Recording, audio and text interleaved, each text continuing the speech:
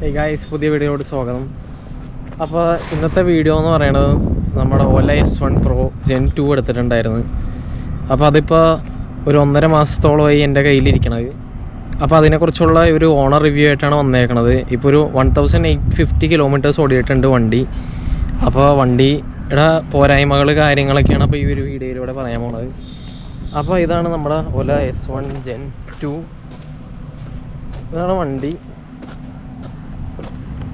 അപ്പോൾ ഇത്ര നാൾ ഉപയോഗിച്ചിട്ട് വണ്ടിക്ക് ഇങ്ങനെ നമ്മൾ വഴിപ്പെടേണ്ട സിറ്റുവേഷൻസ് കാര്യങ്ങളൊന്നുമില്ല. പിന്നെ നമ്മളിപ്പോൾ എക്സ്ട്രാ ആഡ് ചെയ്തേക്കണത്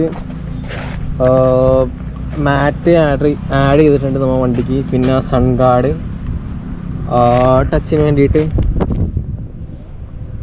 പിന്നെ നമ്മൾ സ്റ്റിക്കർ കൊടുത്തിട്ടുണ്ട് അലോയിമ ഫ്രണ്ടും ബാക്കിലും. പിന്നെ അത്തരം കാര്യങ്ങളൊക്കെയാണ് നമ്മളിപ്പോൾ എക്സ്ട്രാ ആഡ് ചെയ്തേക്കണത്.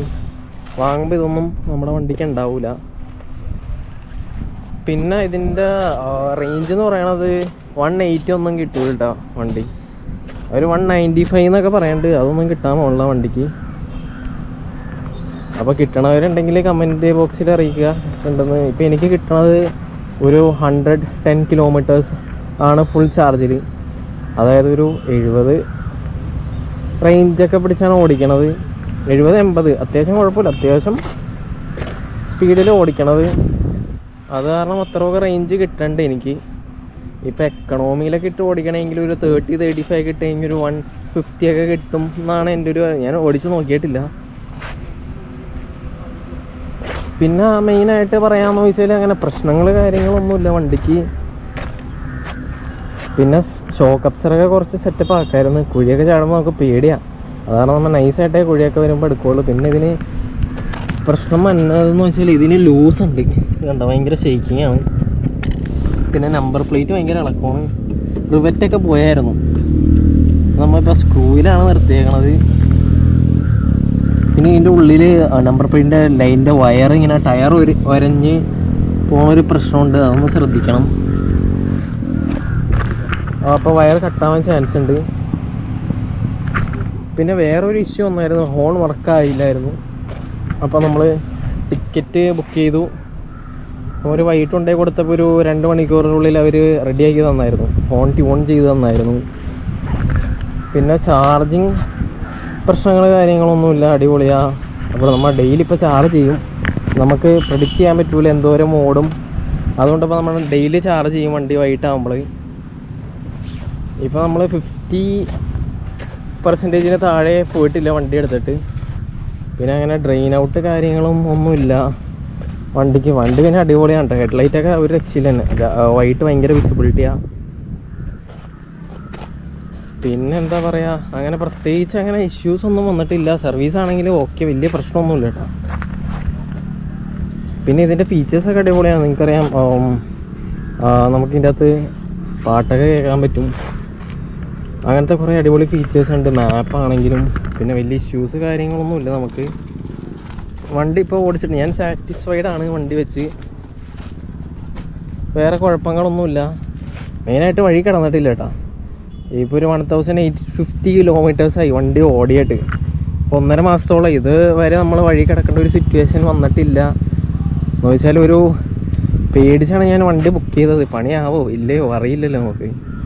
നമ്മളങ്ങനെ വണ്ടി ബുക്ക് ചെയ്ത് എടുത്തു കഴിഞ്ഞപ്പോൾ അങ്ങനെ പണിയൊന്നും കിട്ടിയില്ല. പിന്നെ ഹൈപ്പറിൽ നമ്മൾ കണ്ടിന്യൂസ് ആയിട്ട് വണ്ടി ഓടിക്കുകയാണെങ്കിൽ ഒരു ഇഷ്യൂ തന്നെ ഉണ്ട്. എന്ന് വെച്ചാൽ ഫുൾ ഒരു 90-100 ഒക്കെ പിടിച്ച് കുറേ ഓടിച്ച് കഴിയുമ്പോൾ എനിക്ക് തോന്നുന്നു എൻജിൻ ചൂടായിട്ടാണ്, അതിൻ്റെ മോട്ടർ ചൂടായിട്ടാണെന്ന് തോന്നുന്നു. വണ്ടി അപ്പോൾ അതിൽ കാണിക്കും റീസ്റ്റാർട്ട് ആവുന്ന രീതിയിൽ അവർ കാണിക്കും. അതിലെഴുതി കാണിക്കും. അപ്പോൾ വണ്ടി കുറച്ച് നേരം നിന്ന് തനിയെ റീസ്റ്റാർട്ട് ആയിക്കോളും. വലിയ പ്രശ്നമൊന്നുമില്ല. ഒന്ന് പേടിച്ചായിരുന്നു. ഇന്ന മാതിരി ഇങ്ങനെ ഹൈപ്പറിൽ ഓടിച്ചപ്പോൾ നമുക്ക് ഇങ്ങനെ ഒരു ഇഷ്യൂ വന്നപ്പോൾ ഒന്ന് പേടിച്ചായിരുന്നു. പക്ഷേ തനിയെ റീബൂട്ടായിട്ട് സ്റ്റാർട്ടായി. പിന്നെ കുഴപ്പമൊന്നുമില്ല. എനിക്കൊന്ന് നല്ല വെയിലത്തായിരുന്നു ഞാൻ പോയത്. അത് കാരണം വല്ല ഹീറ്റായിട്ട് വല്ലതും റീബൂട്ടായതാണെന്നാണ് കരുതിയത്. വേറെ കുഴപ്പമൊന്നുമില്ല കേട്ടോ. പിന്നെ ഹെഡ്ലൈറ്റ് വാങ്ങിയപ്പോൾ വണ്ടി പൊങ്ങിയായിരുന്നു ഇരുന്ന് വെച്ചത്. അപ്പോൾ അവർ മറ്റേ ഹോൺ ശരിയാക്കാൻ വേണ്ടി പോയപ്പോൾ അവർ താത്തി തന്ന്. പിന്നെ വേറെ കുഴപ്പങ്ങൾ കാര്യങ്ങളൊന്നുമില്ല കേട്ടോ. പിന്നെ ഓരോരുത്തർക്ക് ഇതിപ്പോൾ ഇലക്ട്രോണിക് ആണല്ലോ വണ്ടി, എങ്ങനെയാണെന്ന് പറയാൻ പറ്റൂല. പിന്നെ ഞാനിവിടെ ഇതിന് കവർ ആഡ് ചെയ്തിട്ടുണ്ട്. ഈ ഒരു കവറ് ഞാൻ എക്സ്ട്രാ വാങ്ങിയതാണ്. അപ്പോൾ മഴയത്ത് അങ്ങനെ ഇഷ്യൂസ് കാര്യങ്ങളൊന്നും വരാറില്ല. അപ്പോൾ ഈ ഒരു നല്ലൊരു കവറാണ് കേട്ടോ ഇനി. പിന്നെ ബ്രേക്കിംഗ് ഒക്കെ അടിപൊളിയാണ് കേട്ടോ. ഫ്രണ്ട് ബാങ്ക് ഡിസ്ക് ആയത് കാരണം നമ്മൾ പിടിച്ച സ്ഥലത്ത് നിൽക്കും വണ്ടി.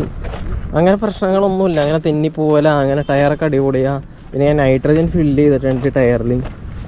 പിന്നെ വേറൊരു പ്രശ്നം എന്ന് വെച്ചാൽ സൈഡ് സ്റ്റാൻഡ് ഇടുമ്പോൾ ഒരു ബുദ്ധിമുട്ട് വന്നിട്ടുണ്ട്. അതായത് ഭയങ്കര ചരിഞ്ഞിരിക്കണം വണ്ടി. അപ്പോൾ നമ്മൾ പാർക്ക് ചെയ്യുമ്പോൾ നോർമൽ ബൈക്ക് എന്ന് വെച്ചാൽ ചെറുതായിട്ടേ ചെരിയോള്, സ്കൂട്ടർ ആണെങ്കിൽ പോലും. പക്ഷെ ഇത് ഭയങ്കര നല്ലോണം വൈഡായിട്ട് ചെരിഞ്ഞ് നിൽക്കണേണ്. അപ്പോൾ കാരണം പാർക്കിങ് വിഷയമുണ്ട്. പിന്നെ ഹാൻഡിൽ നമ്മൾ തിരിക്കുമ്പോൾ ചെറുതായിട്ടേ തിരിയോള്. നമ്മൾ ഉദ്ദേശിക്കണം അത് സ്കൂട്ടറും സൈക്കിളൊക്കെ തിരിയണം, അത് തിരിയൂല. അതിൻ്റെ റേഡിയസ് കുറവാണ് തിരിയാനുള്ളത്. അതൊക്കെയാണ്. പിന്നെ വണ്ടി പാട്ട വണ്ടിയാണ് കേട്ടോ. പക്ഷേ ലൈറ്റ് വെയിറ്റ് ആണ് വണ്ടി. പിന്നെ ഇത് വെച്ച് വേറെ വണ്ടി വെച്ച് നോക്കുമ്പോൾ വണ്ടി അടിപൊളിയാണ്. പാട്ടൊക്കെ കേൾക്കാം, റണ്ണിങ്ങിൽ പാട്ടൊക്കെ വെച്ച് പോവാം. പിന്നെ പാർട്ടി മോഡ് നിങ്ങൾക്കറിയാം, വണ്ടിയിൽ പാർട്ടി മോഡ് വന്നിട്ടുണ്ട്. പിന്നെ ഈ ഒരു ഫീച്ചേഴ്സുള്ള വണ്ടി വേറെ ഇല്ല. എന്ന് വെച്ചാൽ ഇപ്പോൾ ഏതറാണെങ്കിലും TVS ആണെങ്കിലും റേറ്റ് കൂടുതലാണ്. ഇപ്പോൾ എനിക്ക് വാങ്ങിച്ചപ്പോൾ 1,47,000 ആയുള്ളൂ. ആ വണ്ടിക്കൊക്കെ 1,80,000. പിന്നെ ഇപ്പോൾ TVSൻ്റെ ആണെങ്കിൽ 2,15,000 ഒക്കെ വന്നിട്ടുണ്ട്. അപ്പോൾ അതൊക്കെ വെച്ച് നോക്കുമ്പോൾ ഒരു ബഡ്ജറ്റ് റേറ്റിൽ ഈ ഒരു വണ്ടി അടിപൊളിയാണ് കേട്ടോ. ഫീച്ചേഴ്സ് ഉണ്ട്. പിന്നെ ചാർജിങ് സ്റ്റേഷൻ്റെ ഒരു ഇഷ്യൂ ഉണ്ട്. ചാർജിങ് സ്റ്റേഷൻ പാലാരിവട്ടത്താണ്. ഞാനിപ്പോൾ എറണാകുളത്താണ് താമസിക്കുന്നത്. പാലാരിവട്ടത്താണ് ചാർജിങ് സ്റ്റേഷൻ വന്നത്. അതുകൊണ്ട് അവിടെ ഹൈപ്പർ ചാർജിങ്ങിൻ്റെ ഒരു ഇഷ്യൂ ഉണ്ട്, കംപ്ലൈൻ്റ് ഉണ്ട് ഹൈപ്പർ ചാർജർ. അതുകൊണ്ട് ഇപ്പോൾ ആരും ദയവ് ചെയ്ത് കോട്ടയത്തു നിന്നൊക്കെ വന്നവർക്ക് എറണാകുളത്ത് വന്ന് ചാർജ് ചെയ്യാൻ ശ്രമിക്കുക. ചാർജർ കയ്യിൽ കരുതുക. എന്നിട്ട് KCBയുടെ ആ ഒരു KCBയുടെ ആപ്പിലുണ്ട് മോഡ് ചാർജ് എന്നും പറഞ്ഞുകൊണ്ടുണ്ട്. പിന്നെ K-Map എന്നും പറഞ്ഞുകൊണ്ട് ഉണ്ട് KCBയുടെ. അതിലൊക്കെ പോയി ചാർജ് ചെയ്യാൻ നോക്കുക. ഇതാണ് KCBയുടെ K-Map. അപ്പോൾ ഇതിൽ നമുക്ക് നോക്കിക്കഴിഞ്ഞാൽ എവിടേക്കാണ് ഉള്ളത് നമ്മുടെ നിയർ ബൈ കിട്ടും. അപ്പോൾ കണ്ടോ, ഇതൊക്കെ കാണിക്കുന്ന നിയർ ബൈ ഉള്ള ചാർജിങ് സ്റ്റേഷനൊക്കെയാണ് KCBയുടെ K-Mapൽ. അത് നമ്മുടെ വാലറ്റ് മാതിരിയാണ് അതിൻ്റെ അകത്തും അറിയാൻ പറ്റണത്. അപ്പോൾ ഇത് നമ്മളവിടെ പോവുക, ആ QR കോഡ് അവിടെ ഒട്ടിച്ചിട്ടുണ്ടാവും, അത് സ്കാൻ ചെയ്യുക. എന്നിട്ട് സ്കാൻ ചെയ്ത് കഴിയുമ്പോൾ നമുക്ക് വേണ്ടിയിട്ട് ആ സ്ലോട്ട് ഓണാവും. അപ്പോൾ നമ്മുടെ ചാർജിങ് അഡാപ്റ്റർ കുത്തുക, എന്നിട്ട് ചാർജ് ചെയ്യുക. ആ ഒരു സെറ്റപ്പാണ്. അതിന് വലിയ കുഴപ്പങ്ങളും കാര്യങ്ങളൊന്നും ഇല്ല. അതുമാതിരി ചാർജ് മോഡെന്നും പറഞ്ഞിട്ടുണ്ട്. Charge mode. അപ്പോൾ ഇത് മറ്റൊരു ഫീച്ചറാണ്. അതാ അപ്പോൾ അപ്ഡേഷൻ പറഞ്ഞിട്ടുണ്ട്. അതുമാതിരി നേരത്തെ കാണിച്ച മാതിരി തന്നെ ഒരു ഫീച്ചർ ഉള്ളതാണ് ആയിട്ട് വരുമ്പോൾ. പിന്നെ ഈ ഹൈപ്പർ ചാർജിങ് സ്റ്റേഷൻ ഇപ്പോൾ നിലവിൽ കംപ്ലൈൻ്റ് ആണ്. അതുകൊണ്ട് ആരും ലോങ് വരുമ്പോൾ പാലാരിവട്ടത്തുള്ള ഹൈപ്പർ ചാർജിങ്ങിൽ ചാർജ് ചെയ്യാണ്ട് ശ്രമിക്കുക. എന്ന് വെച്ചാൽ കംപ്ലൈൻ്റ് ആണ്. കമ്പനിയിൽ റെസ്പോണ്ട് ചെയ്തിട്ടൊന്നും കമ്പനി ഒന്നും ചെയ്യാനുള്ള പുതിയ വണ്ടികൾ ഇറക്കാനല്ലാണ്ട് അവരൊന്ന് റിപ്പയർ ചെയ്യാനോ അതിനൊന്നും ഭയങ്കര പ്രൊമോഷൻ കൂടുതലാണ് ഈ ഒരു വണ്ടിക്ക്.